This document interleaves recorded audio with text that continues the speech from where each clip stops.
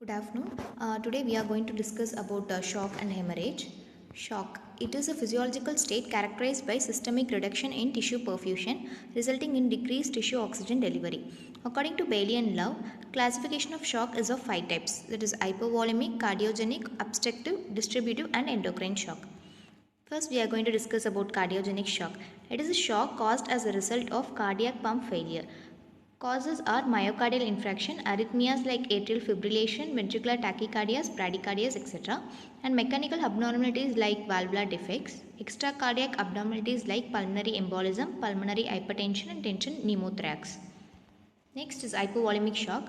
It is a shock caused by decreased preload due to intravascular volume loss. Causes are hemorrhagic like trauma, GI bleed, hemorrhagic pancreatitis and fractures. Fluid loss also induce hypovolemic shock like diarrhea, vomiting and burns. Next is distributive shock. It is a shock as a result of severely diminished systemic vascular resistance. It is of 3 types: septic, anaphylactic and neurogenic. Septic and anaphylactic is secondary to an overwhelming infection, and neurogenic is secondary to a sudden loss of the autonomic nervous system function. Next is pathogenesis of sepsis and septic shock.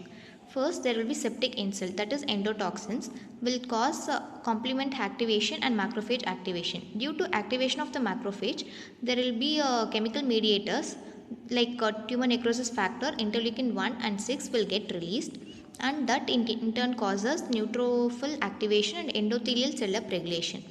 That releases bradykinin, coagulation cascade, arachidonic metabolites, nitric oxide and oxygen radicals.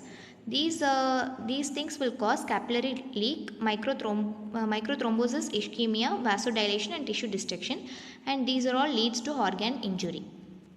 This is the diagrammatic representation. First, there will be lysed bacterial cells will go attach on the lipopolysaccharides there and forms a complex, that is lipopolysaccharide binding protein complex.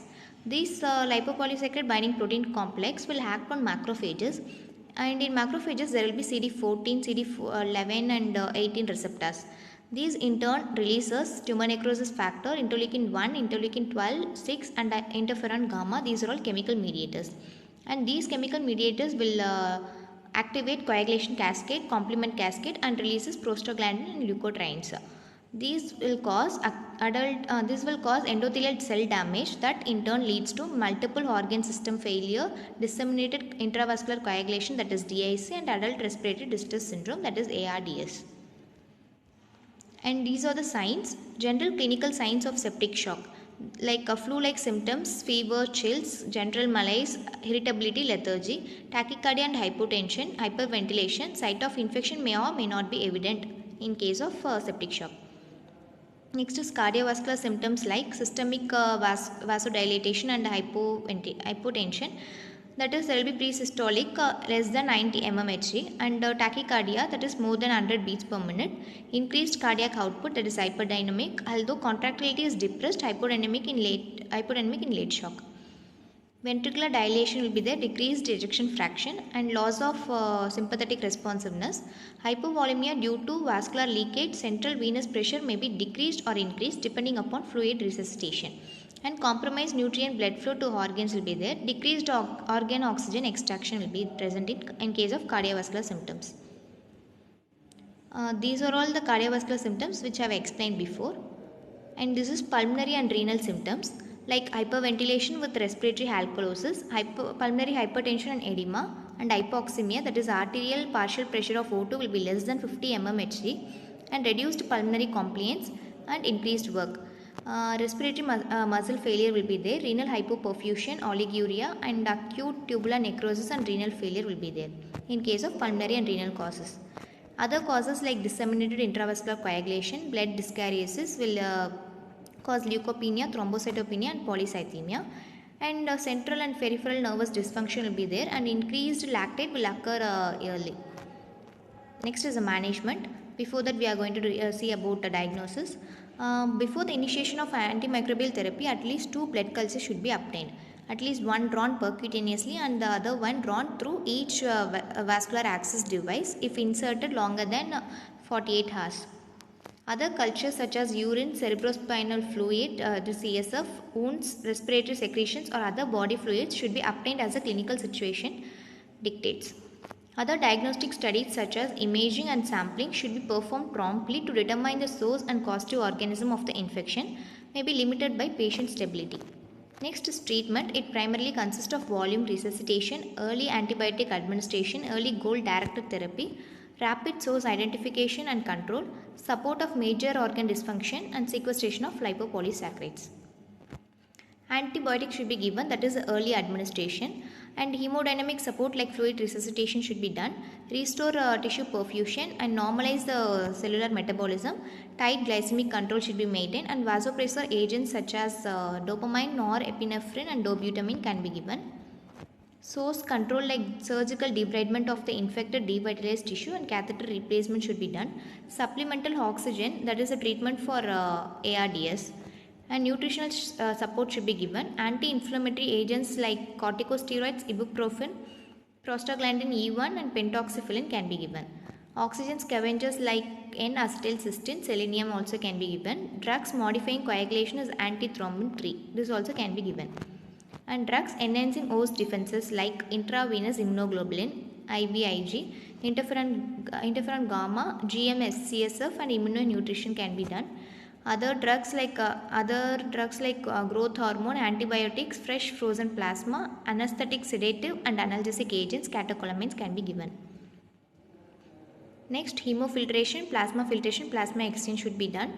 Experimental therapies like anti-endotoxin therapies, that is intravenous immunoglobulin, BPI protein, interleukin 1 RA, anti-tumor necrosis factor alpha, soluble tumor necrosis factor R, and phospholipid A2 inhibitors, that is PLA2 inhibitors, and PAF inhibitors.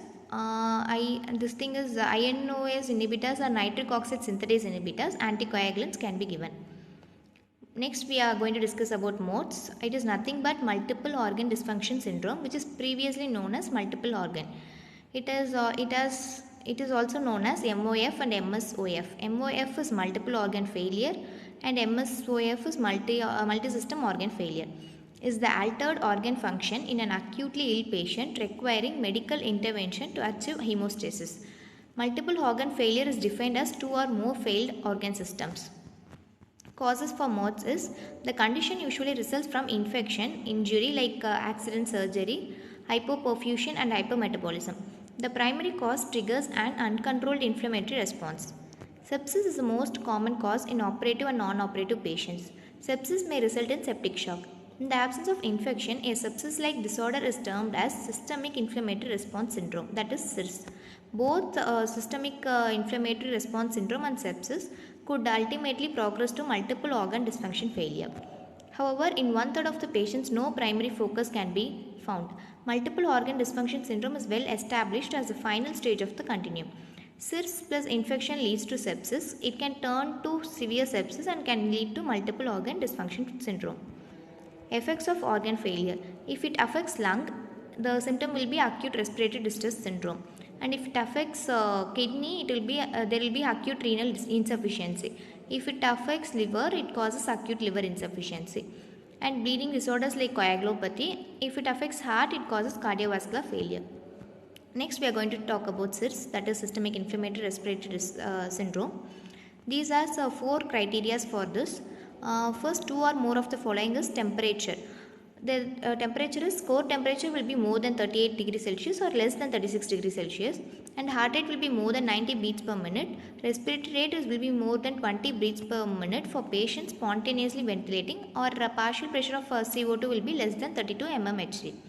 White blood cell count will be more than 12,000 cells per millimeter cube or less than 4,000 cells per millimeter cube, or more than 10% immature cells in the peripheral blood smear.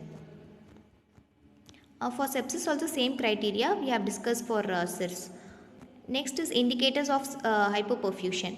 Indicator is systolic blood pressure will be less than 90 mmHg and more than 40 mmHg fall from normal systolic blood pressure will be present, and lactic acidemia will be there, oliguria and acute mental status changes also will be there. Septic shock next. This patient with severe sepsis who are not responsive to intravenous fluid infusion for resuscitation and require they require inotropic or vasopressor agents to maintain systolic blood